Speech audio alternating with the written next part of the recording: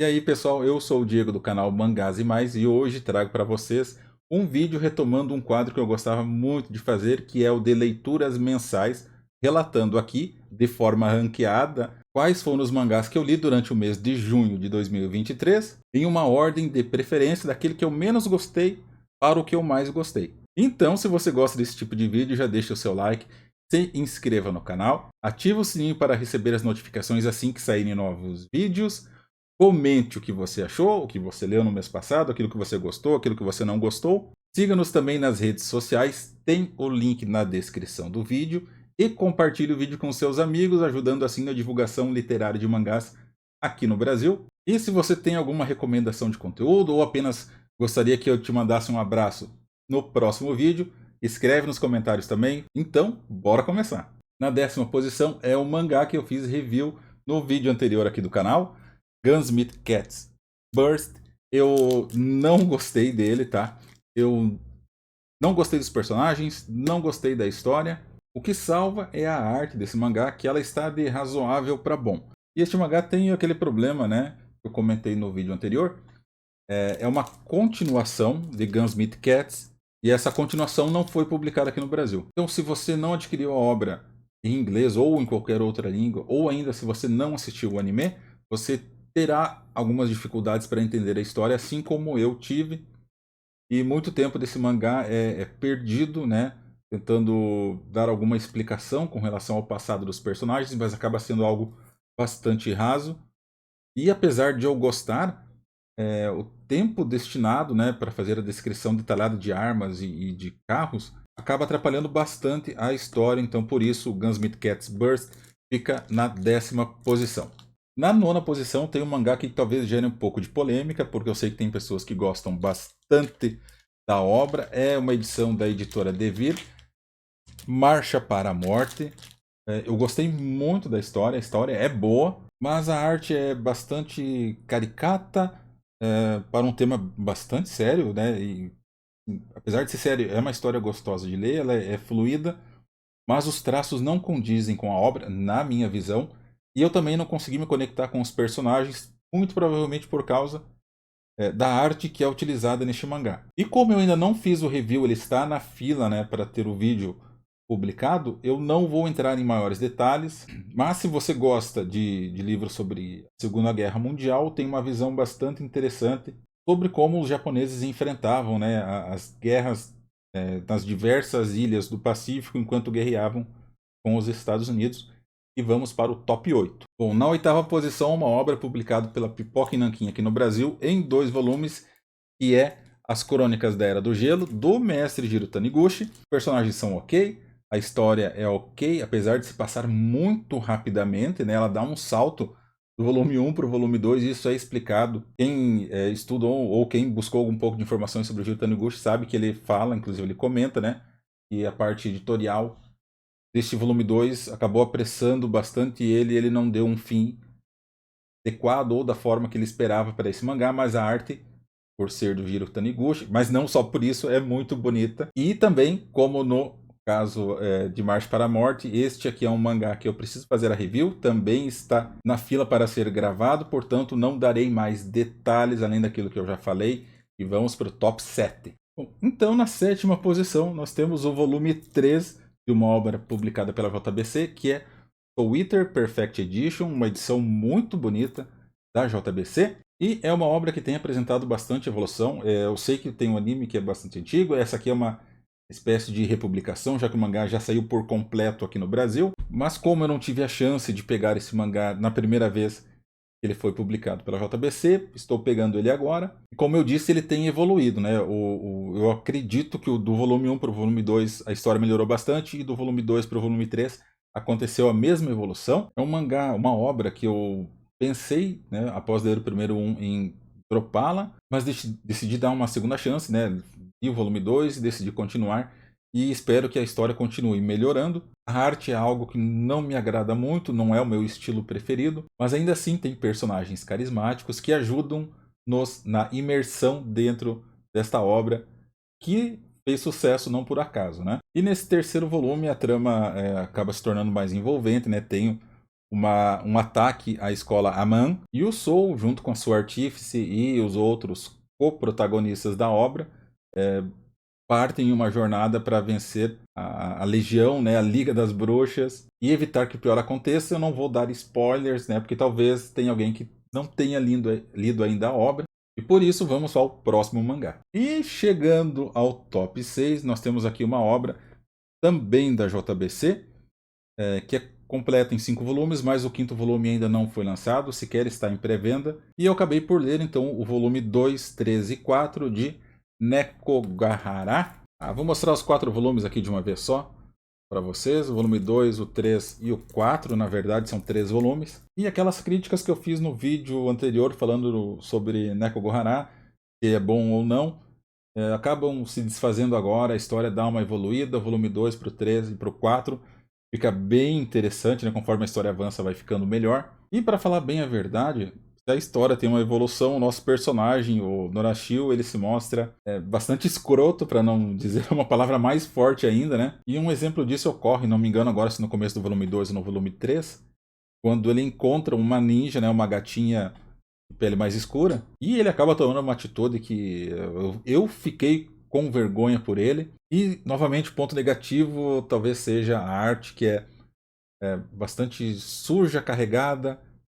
Eu sei que talvez a intenção seja demonstrar, né, que aqueles gatos da história são ou vivem em um ambiente bastante miserável, mas acaba prejudicando a leitura. Eu acabo me sentindo um pouco mal quando eu vejo aquilo. E na quinta posição tem uma obra que poderia, no meu entendimento, ser uma das melhores já feitas em mangá, mas que acaba pecando um pouquinho porque ele é muito curto. Eu estou falando de 1945, da New Pop. Os personagens são carismáticos, você identifica-se com eles, a arte é bacana, de boa para ótimo, e a história também é muito boa, principalmente para quem gosta, né, dessa ambientação durante a Segunda Guerra Mundial, mas ele peca, novamente, repito, por ser uma obra muito curta. Então nós não conseguimos ver de uma forma mais profunda a evolução desses personagens, né, que estão saindo de uma adolescência para a fase adulta, e os anos da guerra se passam muito rápidos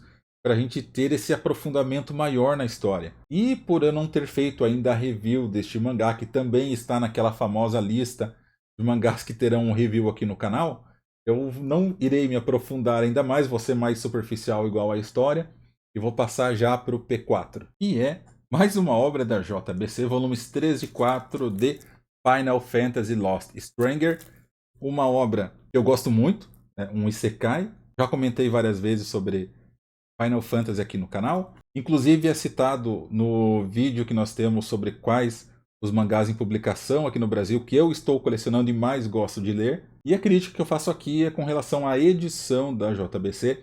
É difícil de ler os textos, não sei se é devido à idade que eu estou perdendo a minha visão, mas as letrinhas são muito miudinhas. Parece que a JBC pegou o original e compactou o que pôde, o que não pôde ela cortou e entregou o mangá pra gente. Então, o texto é cortado, a arte é cortada, e se não fosse pela história cativante e pelos personagens contidos ali, eu já teria dropado ela, tá? Mas não farei isso justamente porque a história é muito boa, eu gosto de ler. A JBC é a editora que eu mais tenho volumes de mangás comprados na minha coleção, mas aqui ela pisou na bola feio, e querendo ou não, isso acaba prejudicando, né, a nossa experiência de leitura. Enfim, vamos para o top 3. Na terceira posição, uma obra de Jiro Taniguchi, publicada pela Pipoca Nankin, que é A Valise do Professor.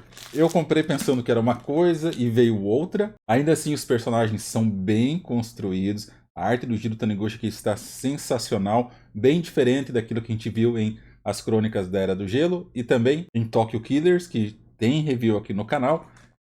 Novamente, esse mangá, esse eu juro que é o próximo, tá? É o próximo vídeo de review, é sobre A Valise do Professor. E a história também é muito boa, mas eu considero que a história é o ponto fraco do mangá, se é que ele tem um ponto fraco, porque o início é bastante lento, sabe? Acaba até parecendo em algumas vezes que você está repetindo aquilo que você leu anteriormente. Depois disso tem uma evolução bem bacana, até que chega no finalmente ali do envolvimento, né, entre professor e a aluna dele, ou ex-aluna dele, melhor dizendo. Ela já está quase na casa dos 40 anos. E aí o final vem de forma muito abrupta, né? Isso não é culpa do Jiro Taniguchi, é uma adaptação de uma outra obra, né? De um livro, mas te faz ficar, de certa forma, triste, porque a história acaba, né? O mangá acaba.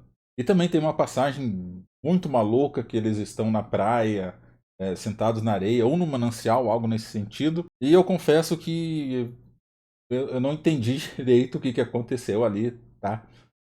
Ainda assim é um mangá excepcional. Claro que sempre tem alguém que não vai gostar desse estilo de conteúdo, desse gênero, né? Mas se eu soubesse qual é o seu estilo, o seu gosto literário, com certeza é uma obra que eu recomendaria para você comprar. Claro, sempre fugindo do preço de capa. E para falar da segunda posição, vocês só me deem um segundinho aqui, porque a capa acaba me atrapalhando um pouquinho, eu acabo confundindo o título da obra com o volume, mas estão aqui os volumes 3, 4, 5, 6 e 7 de Kaiju Number 8. Quem viu aquele outro vídeo sabe, né, que é uma obra que eu estou gostando muito de ler. Os personagens são muito bons, o Kafka tem um alívio cômico dentro da história. As lutas são interessantes, a história tem se desenvolvido muito bem. E como eu já falei lá no outro vídeo, aquele Kaiju Number 9, né, o número 9, ele é um porrezinho. E eu espero que ele no volume 8 ou no máximo no volume 9 eles deem cabo dele, porque a situação está tensa. E eu estou achando que a história está avançando até muito rápido, né? Dá a entender que não teremos mais muitos volumes adiante, a não ser que eles inventem algo novo, inesperado. Mas é como se o Kafka já estivesse atingindo, né, um limite do poder dele. E espero que isso não signifique que a gente tenha muita enrolação, né, nos volumes posteriores, apenas para vender mais mangá. Enfim, para você não dizer que, ou para você não afirmar que eu não disse, Kaiju Number 8 é uma publicação da Panini, e que eu sempre vou frisar aqui, eu pego o Kaiju Number 8 via assinatura, não faça essa maluquice, tá? Não vale a pena. E para fechar esse top 10 na primeira posição, creio que não é surpresa para ninguém, eu tenho aqui os volumes 12 e 13 de Goblin Slayer, e é incrível como uma obra que trata sobre como matar goblins conseguiu me conquistar. Ainda assim é muito bom, mas começa a ter uma espécie de repetição. Não que a história não tenha avançado, tá? Mas é aquela coisa, o nosso grupo de heróis, né, a sacerdotisa, o Goblin Slayer, a elfa, o Homem Lagarto e o Anão, eles são praticamente imortais, ninguém consegue dar cabo deles. Porém, entretanto, tirando eles, qualquer outro pode morrer, né? Inclusive, é o que acontece em praticamente todos os volumes, tem sempre alguém além dos goblins morrendo. E se tiver 100 volumes de Goblin Slayer, eu irei comprar os 100, mesmo que no meio desses tenham aqueles volumes de recordação, tipo episódio de série norte-americana, que você tem um episódio só de lembranças daquilo que aconteceu nas temporadas anteriores, ou daquilo que melhor aconteceu nas temporadas anteriores. Então esse é o meu top 1, Goblin Slayer, e aqui está, então, portanto, finalizado o meu top 10 de leituras do mês de junho. Eu sei que foi bastante corrido, mas é porque se eu fosse detalhar tudo, o vídeo ficaria gigantesco, e apesar de eu gostar de vídeos longos, acredito que a maioria não goste. Então, se você me acompanhou até aqui, meu muito obrigado. Eu sou o Diego do canal Mangás e Mais, e até mais.